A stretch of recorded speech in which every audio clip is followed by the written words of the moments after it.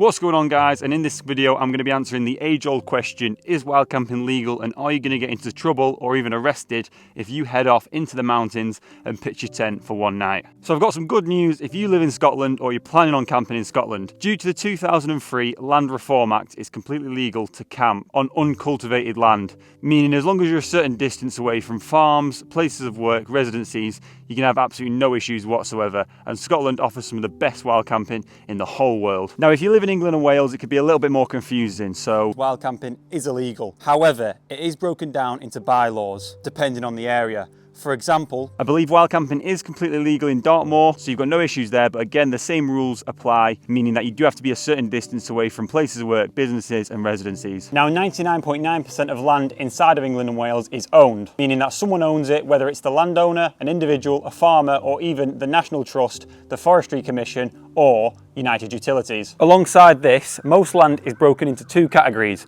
private land and public access land. So on private land, it's crucial that you stick to the footpaths, and of course, wild camping is not permitted anywhere in this area. However, on public access land, you have a right to roam, meaning you can wander around and you can explore. And the Lake District is absolutely packed full of open access land because it's a national park. I'm going to pull out an OS map and show you exactly what I mean. So now, being honest, I do use my phone for the majority of my camps and hikes as it's a lot more convenient, but occasionally I will take a map like this. So another great way to see the difference between open access land and private land is to get an OS map like this. Now, unfortunately, this isn't an Explorer edition, so this has a different key. Explorer edition, it will break it down into two categories. So the white area will be the private land, whereas the green area will be the right to roam and the public access land. These OS maps can also be a great way to find spots, as you've got the gradient lines, you've got all the footpaths. However, I do use Google Earth, Google Maps, and AllTrails to find spots in a more accurate way. Now, the 360-degree pins that people put on the map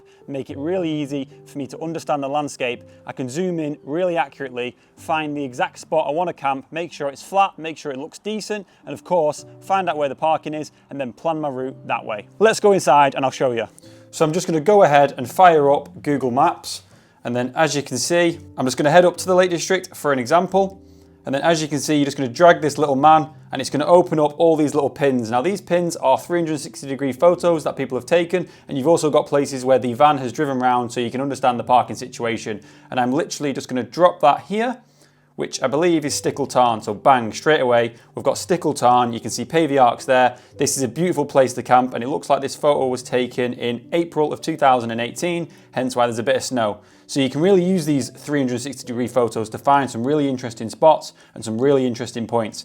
I can take this to absolutely anywhere, and the good people that take these 360-degree photos make our life so much easier.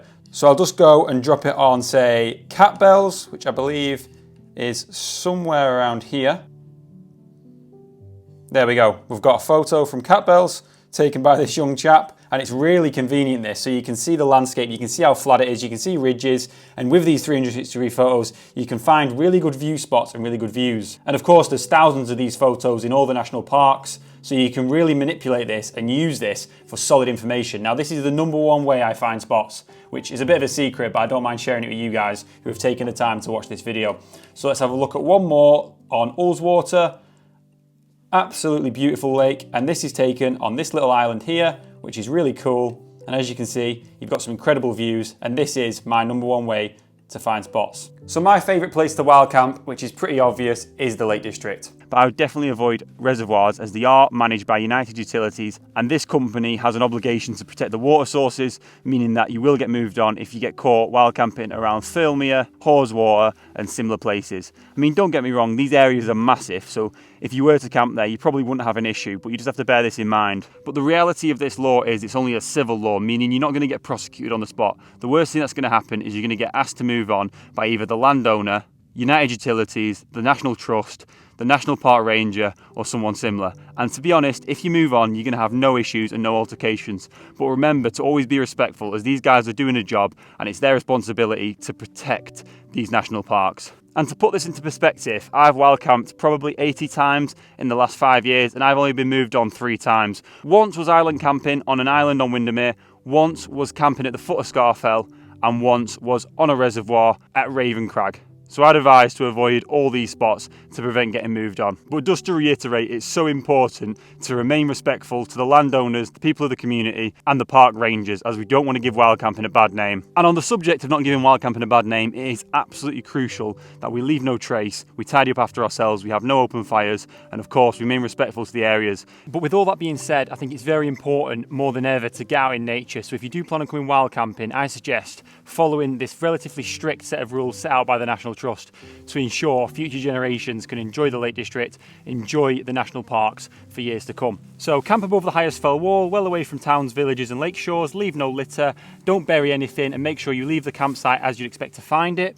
Don't light any fires, even if there's been evidence that a fire has been lit. Only stay for one night, and I think this is very important, otherwise you're going to create an eyesore on the landscape, and only use camouflage tents like we're using today. Green, khaki or camouflage. Make sure they're small, inconspicuous and they blend in.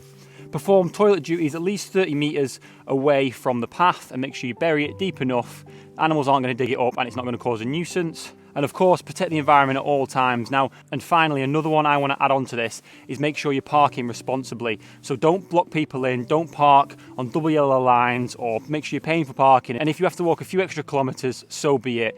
There's been a massive issue in the Lake District with people blocking driveways, blocking access for tractors. Just be smart and park in a sensible place and walk that little bit extra if you have to. Otherwise, you're going to get your car towed, you're going to get tickets, and you're just going to be a nuisance to landowners. Now, saying that, I do think it's all right to get out into these national parks and enjoy them. Now, I have people comment on my videos all the time saying fly camping and blah, blah, blah, blah. But what you guys need to understand is that I'm causing absolutely no harm. I'm not an eyesore. I'm very respectful. I always tidy up, and I always tidy up other people's litter. And we need to inspire people to reconnect with nature. And a big problem nowadays is everything's monetized and everything's owned by big business. If you want to go camping, it's £40 for a campsite, and it's not really reconnecting with nature. No one wants to pay 40 quid to sleep in a tent and listen to a crying baby or a group of lads having partying. For me, wild camping is a real way to disconnect and to reconnect with nature. Come back feeling refreshed, and I want to inspire as many people as possible to pick up this hobby and spend more time in the outdoors. And you have to understand, when the laws are made, they're made for the slowest person, meaning the laws are in place to stop idiots going out, having massive fires